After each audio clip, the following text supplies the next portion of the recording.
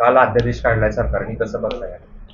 अर्थातच मी जरांगे पाटील आणि त्यांच्या बरोबरच्या सगळ्या समर्थकांचं अभिनंदन करते की त्यांच्या प्रयत्नांना यश आलंय. आत्ता अध्यादेश आलाय, त्यामुळे पुढे पुढे काय काय होतं. आणि सरकार हे धनगर, मराठा, लिंगायत आणि मुस्लिम समाजांच्या आरक्षणासाठी अनेक वर्षाच्या मागण्या आहेत, तर हे लवकरही करू शकत होते. पण जरांगे पाटलांना मुंबईला यावं लागलं आणि मगच या सरकारने हा निर्णय घेतला. हे किती असंवेदनशील सरकार आहे हे त्यांच्या या सगळ्या कृतीतून दिसतं. सरकारने आरक्षण म्हणजे अध्यादेश काढण्याची घाई केली, हे कोर्टात टिकणार नाही असं अनेक जाणकारांचं मत आहे. यावरती तुम्हाला काय वाटतं? खरं तर मी त्याचा एवढा अभ्यास केलेला नाही, पण अर्थातच उशिरा का होईना सरकारने काहीतरी निर्णय घेतलाय. त्यामुळे तज्ज्ञांचं काय आहे हे सगळ्याची अर्थातच मीही माहिती काढीन आणि सगळ्यांची चर्चा करूनच कळेल की नक्की काय प्रश्न तुम्ही करताय. सध्या सरकारने अध्यादेश काढलेला आहे, परंतु दुसरीकडे ओबीसी समाजाच्या नेत्यांची आज भुजबळांनी बैठक बोलवली आहे. त्यावरती राष्ट्रवादीचे दुसऱ्या गटाचे जे प्रवक्ते ते असं म्हणतात आहे की हा जो निर्णय आहे तो राष्ट्रवादीचा नाही, समता परिषदेचा आहे. एकंदरीत ओबीसी गट नाराज झाला असं वाटते काय?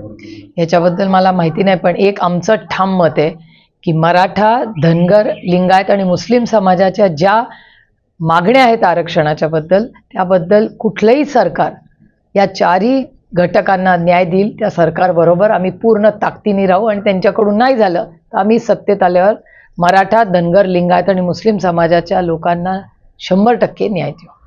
काल नितेश राणे पंढरपुरात असं म्हटलंय की सरकारी अधिकाऱ्यांच्या कानाखाली 12 वाजवा, आपला बाप सागर बंगल्यावरती बसला. मी हे ऐकलेलं नाही आणि मला माहिती नाही.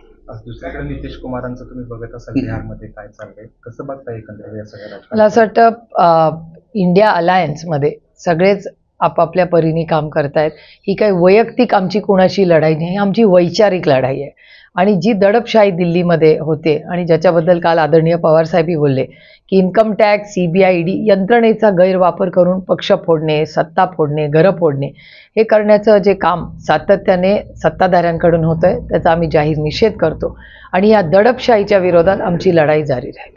तुम्ही मतदारसंघात फिरताय गेले 3-4 दिवस झालं. आता म्हणायचं 3-4 दिवस नाही, मी सातत्यानं फिरत आहात. 3-4 दिवस झालं पदाधिकाऱ्यांच्या बैठका घेत आहात असं म्हणत सुप्रिया सुळेंनी मतदार म्हणजे प्रचार सुरू केला. नाही, मी 5ही वर्ष इलेक्शन मोडमध्येच असते. पण आता तुम्ही सातत्याने म्हणत असता की मतदानाच्या वेळेस किंवा इलेक्शनच्या वेळेची लढाई वेगळी किंवा आरोप प्रत्यारोप करत राहू असं म्हणायचं का? सुप्रिया सुळेंनी आता सुरू केला प्रचार. मी आरोप कुठे केलेत अजून कोणावर? म्हणजे अजून केलेलं नाही.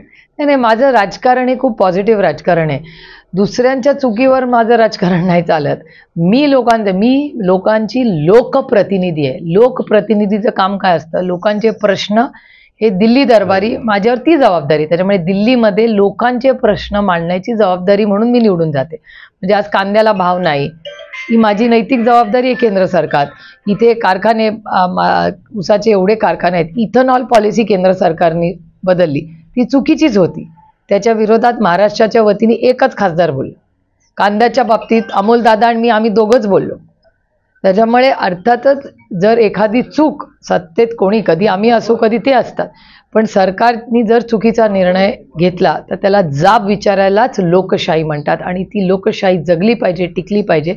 याच्यासाठी आमचा लढा आहे. पाण्याचा प्रश्न दिवसेंदिवस गंभीर होत चालला आहे, याचं सरकारचं लक्ष नाही असं वाटतं. कारण सुप्यामध्ये परवाच तुम्ही त्या ठिकाणी भेट दिली होती, त्यानंतर त्याच दिवशी रात्री उपमुख्यमंत्री अजित पवार देखील गेले. शासन स्तरावर कोणताही निर्णय होता आतापर्यंत दिसत नाही. दुर्दैव आहे की महाराष्ट्र सरकारचं दुष्काळाच्या बाबतीत अतिशय लक्षच नाही असं म्हणावं लागेल.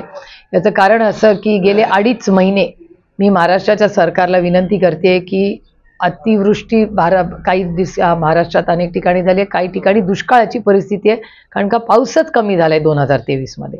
त्यामुळे त्याचं नियोजन करावं.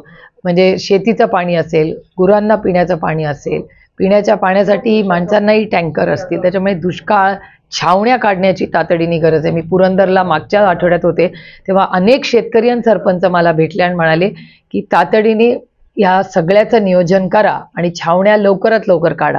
आणि गेले 2.5 महिने मी महाराष्ट्र सरकारला विनंती करते की छावण्या काढा, पाण्याचं नियोजन करा. तुम्ही नाझऱ्याचं धरण बघा, उजनी बघा, काय परिस्थिती, अतिशय गंभीर परिस्थिती या संपूर्ण भागात आहे. सरकार काहीच करत नाही. महाराष्ट्राचं ट्रिपल इंजिनचं खोके सरकार हे अतिशय असंवेदनशील. देश विदेशातील प्रत्येक घडामोडींचे लाईव्ह अपडेट मिळवण्यासाठी आता साम टीव्हीच्या सर्व सोशल मीडिया प्लॅटफॉर्मला लाईक, फॉलो आणि सबस्क्राईब करा. तसंच सर्व नोटिफिकेशनसाठी बेल आयकॉन प्रेस करायला विसरू नका.